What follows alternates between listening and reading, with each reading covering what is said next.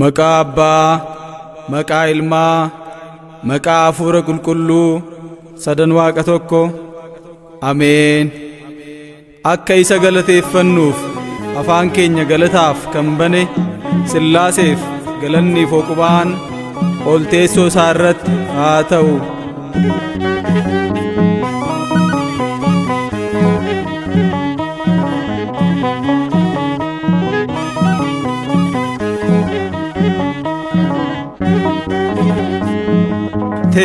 Teessuma Sillaasee qulqulloonni marsanii kiirubeel duumessaanii teessoo isaa baatanii durbeen gidduu isaanii Miikaa'el fuulduraanii ergamoonni hedduu yemmuu sagadanii kottaatti ilaalaa miidhagina isaanii kottaatti ilaalaa Abbaa isa samiirraa.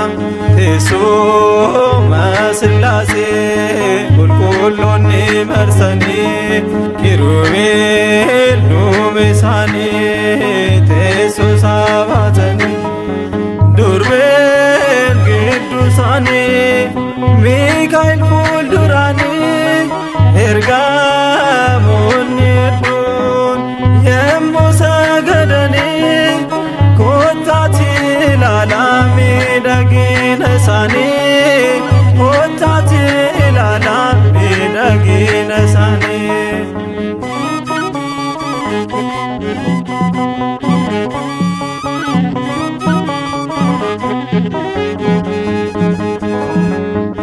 Teessuma Sillaasee qulqulloonni marsanii ergamoonni samii yemmuu faarfatanii lubootni samiirraa qulqulluu qulqulluu qulqulluu jedhanii jaalala addaa kana arguuf milkaa'anii hojiin dhugaatiin miidhagaan argamu hojii gaariitiinis miidhagaan argamu.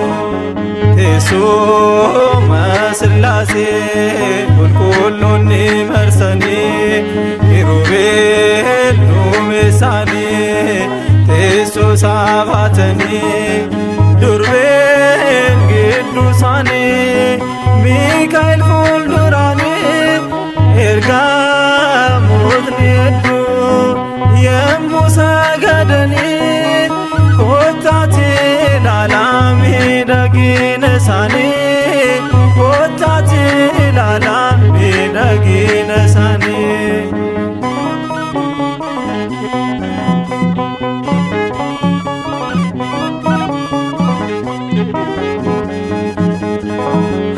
Tokkummaa qulqullootaa biyya qulqullootaa galataan jiraatu ulfina Waaqayyoof dhugaaf tolummaadhaan samii isaa guutamee Waaqni nu haa gargaaru guyyaa dhufaatii isaatti Waaqni nu haa gargaaru guyyaa dhufaatii isaatti Waaqni nu haa gargaaru guyyaa dhufaatii isaatti.